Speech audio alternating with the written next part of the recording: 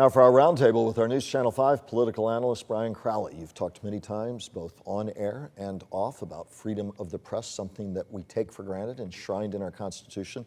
You heard Carl Just, a noted internationally acclaimed Herald photographer, who's done brilliant work, great photojournalist. Your take? Well, you know, Carl has the opportunity to see things with a worldview that he understands deeply, that the example we set in this country can impact how journalism is treated around the world. And unfortunately, in recent years, the mantra, largely with conservatives, but more and more with liberals as well, has been it's fake news. If they don't agree with something, it's all made up. Of course, it's always delightful when they do agree with it. It becomes, oh, look what they said. But, you know, it's very, very important that we have journalism in this country. It's what for 200 years plus has made this a strong democracy. If we do away with strong journalism, our country's in trouble. How imperiled is freedom of the press, in your opinion, and as you talk to colleagues around the state and around the country? Well, you know, a lot of the problem right now, especially on the print side of things, has been self-inflicted. You know, they early on with the internet and things, they didn't embrace it, they didn't understand it, they lost readers, they lost circulation. The result of that was they lost a lot of money. The result of that was this huge decrease in the number of reporters out there who are going into the communities, keeping tabs on what's going on. Locally, for example, the Palm Beach Post one time had 300 reporters and editors. They're down to about 40. There are 39 municipalities in this county. Most of them never see a reporter. Citizens have a right to know what's going on in their local government, their state government, and their national government.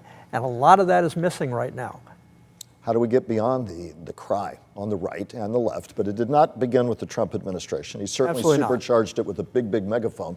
But we don't believe anything you're saying to begin with. Yeah, Gannett recently, in the last couple of weeks, which owns 20 plus newspapers in Florida and hundreds of newspapers around the country, recently decided that its newspapers, for the most part, would stop doing editorials, stop doing opinion pieces. They're limiting them very strictly, like a couple of days a week. They decided that it's too strident out there, that newspaper opinion is not worth what it once was, and that it needs to be severely limited. And it's an interesting step that, frankly, I don't totally disagree with. And interesting to see you as a longtime career newspaper man to say that. I wouldn't anticipate that from you. I think one of the mistakes that newspapers made over the decades, it was too easy. Newspapers were perceived as liberal, and they weren't all wrong. We expected those who said that. Those who said that. We thought that the reader should understand that the newsroom was separate from the editorial side, which was true. And there was a huge wall between the two. The average reader didn't know that, didn't understand that. So they assumed whatever was being said editorially would be reflected in the news reporting. And I do think that there was a tendency over the years to hire people in newsrooms who tended to agree with you.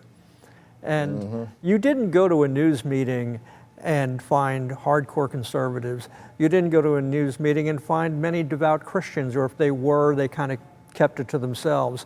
The downside of that is you were missing opinion, you know, thoughts that were important. As a society, we all need to talk to each other. And be more reflective of our communities. Absolutely. While at the same time being in the vanguard of asking tough questions. People sometimes, it seems to me, forget that opinion is one thing, but tough, hard-hitting analytical journalism, of which there's not nearly enough anymore, that asks tough questions of all sides is what we need. Sometimes people, again, you do tough analytical journalism, Absolutely. But if they don't already like the answer that doesn't fit a preconceived worldview, you're automatically opinionated and prejudiced. And so there's a challenge for us in the media, but there's also a challenge for all of us at home as well, quite candidly. Yeah, oh, absolutely. And look, I always got great pleasure when Democrats thought I was a Republican and Republican thought I was a Democrat. So I figured I was doing okay then. I know what you mean. And I believe in asking the tough question. We owe that of our public officials. Without fear of favor. Without fear of favor. The citizens deserve an answer about what our governments are doing. And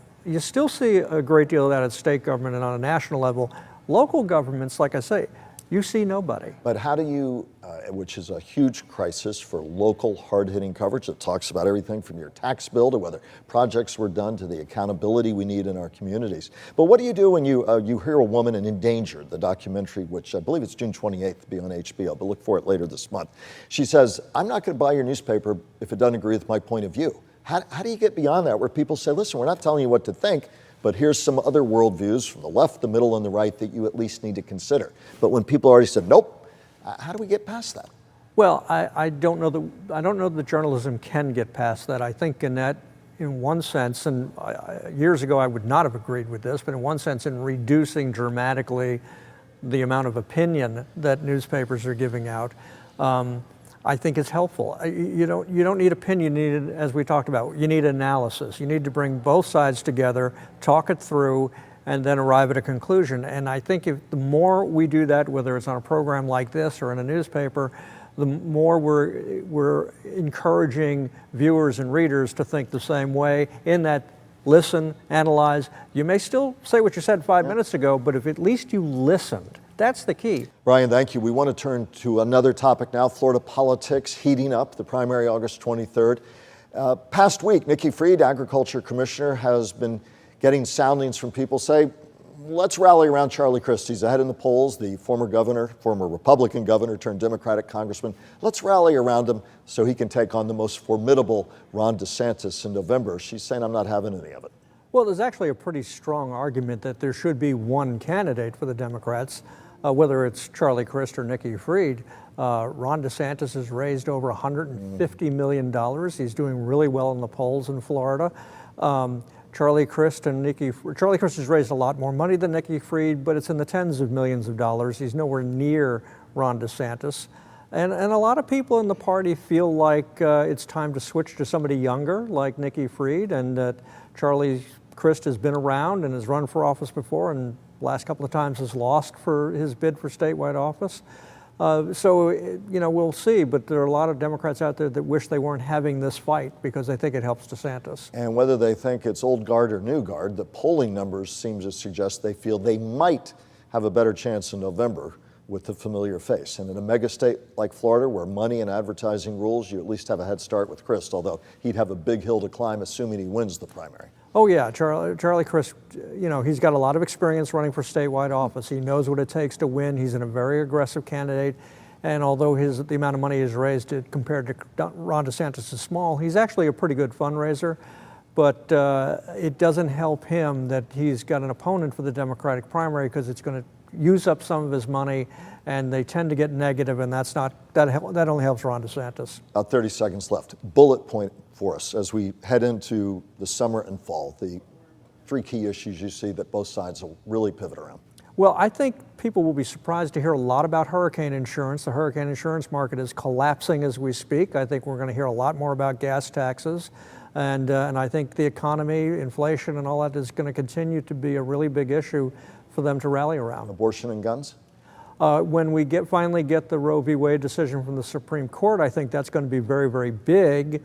With the guns, it's always big, but I think Florida feels they're a little ahead of the curve on the gun issue. Brian, thanks as always. We'll be back with your closing comment in just a moment.